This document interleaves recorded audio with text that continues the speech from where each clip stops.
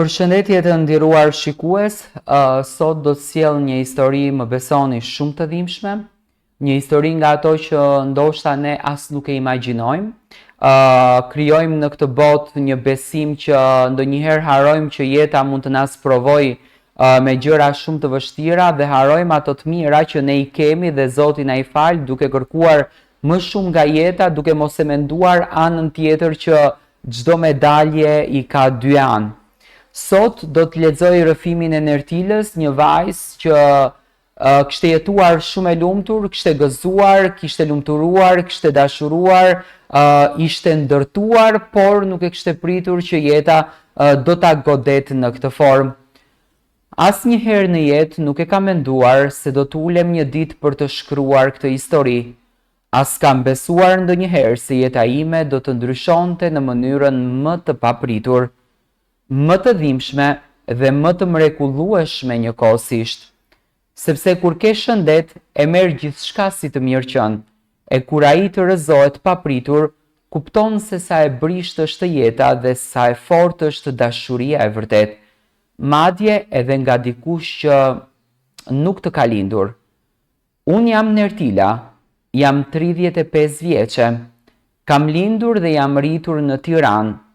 Kam qenë gjithmonë një vajzë e fortë, plot me energji, e dashur pas jetës edhe familjes. 3 vite më parë, isha një grua e martuar edhe e lumtur.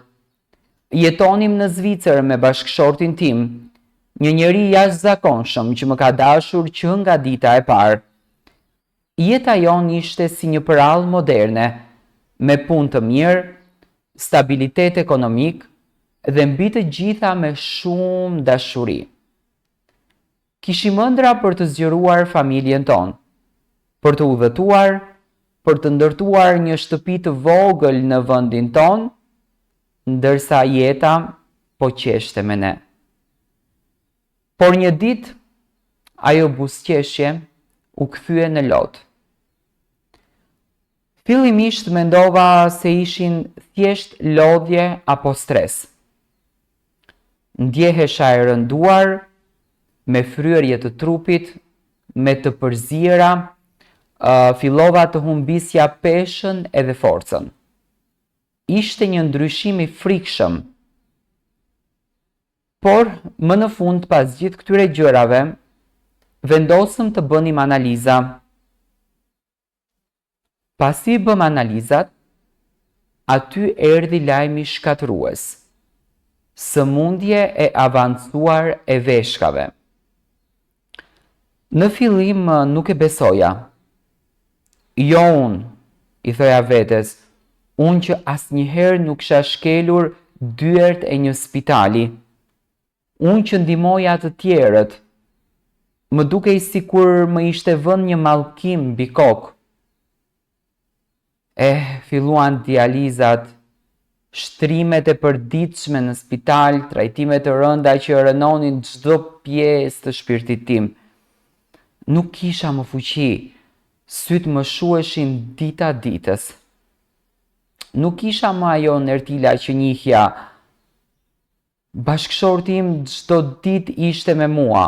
Më mbante dorën, më ledhatonte flokët, më mbulonte me dashuri dhe me besim, por unë po shuhesha.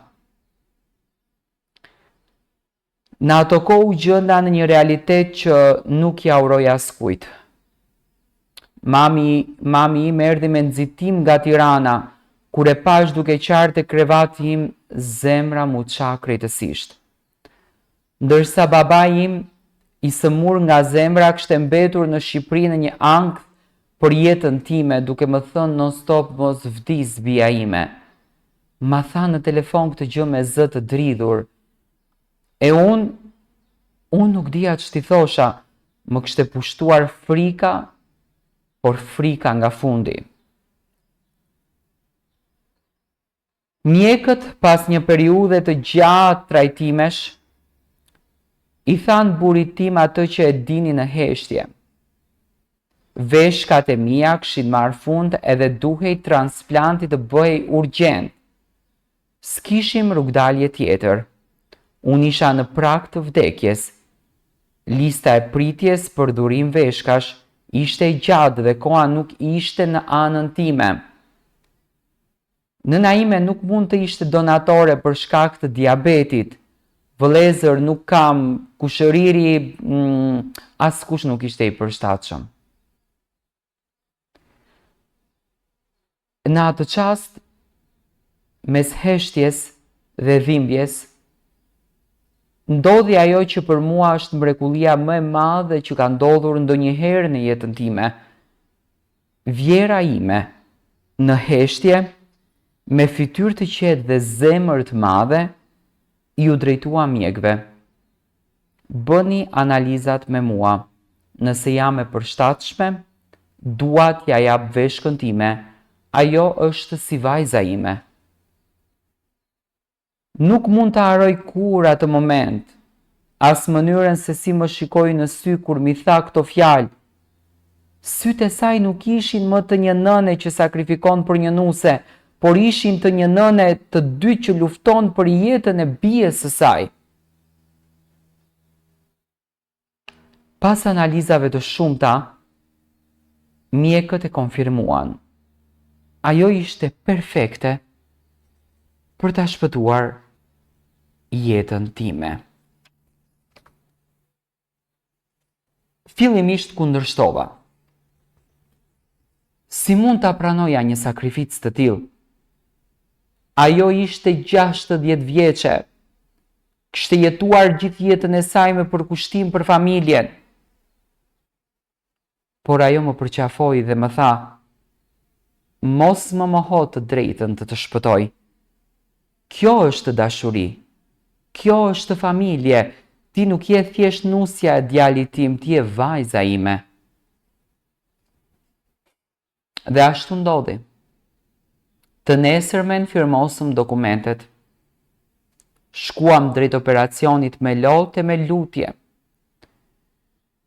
Por edhe me një dritë shprese në fund të tunelit. Ishte një ditë që nuk do të haroj kur. Kur një nën i dha jetë 2 herë djalit të saj dhe 1 herë nuses që ja donte. Operacioni ishte i suksesshëm. Kalova ditë të vështira, por çdo dhimbje që ndjeja shoqërohej me një mirësi dhe ndjesi mirënjohje të pafund. Pas disa muajsh u riktheva në jetë. Jo ajo e më përparshmja, por më e ndjeshme, më e thellë, më e dashuruar me jetën, me njerëzit edhe me Zotin tim. Sot kanë kaluar 4 vite nga transplanti. Jemi të dyja shëndoshe mirë. Tashmë kemi një lidhje që as fjalët nuk e përshkruajnë. Nuk jemi më nuse e vjerë, jemi nënë dhe bi. Në kuptimin më të thellë të fjalës, ajo ishte ëngjëll im mbi tokë. Zoti më fali jetën e dytë, po përmes saj. Kur e shikoj dua ta përqafoj pafundësisht. Kur e dëgjoj të qesh, më duket sikur Ciceron vet jeta, nuk do të më mjaftonte as jeta e gjatë për t'ia shlyer këtë borxh. Prandaj përmes këtij rrëfimi që e dëgjoj, që e dërgoj, më falni, në historinë në kanalin tuaj Histori Jete, dua të them me zë të lartë: faleminderit nëna ime e dytë. Faleminderit që më dhe veshkën tënde. Faleminderit që më dhe jetën. Faleminderit që më riktheve dritën në sy dhe fuqinë për të jetuar. Ti je dhurata më e çmuar që më ka falur jeta dhe unë nuk dua të të ndëroj me askënd në jetë. Me lot në sy, me zemër plot dashuri, për gjithmonë bija jote, Nertila.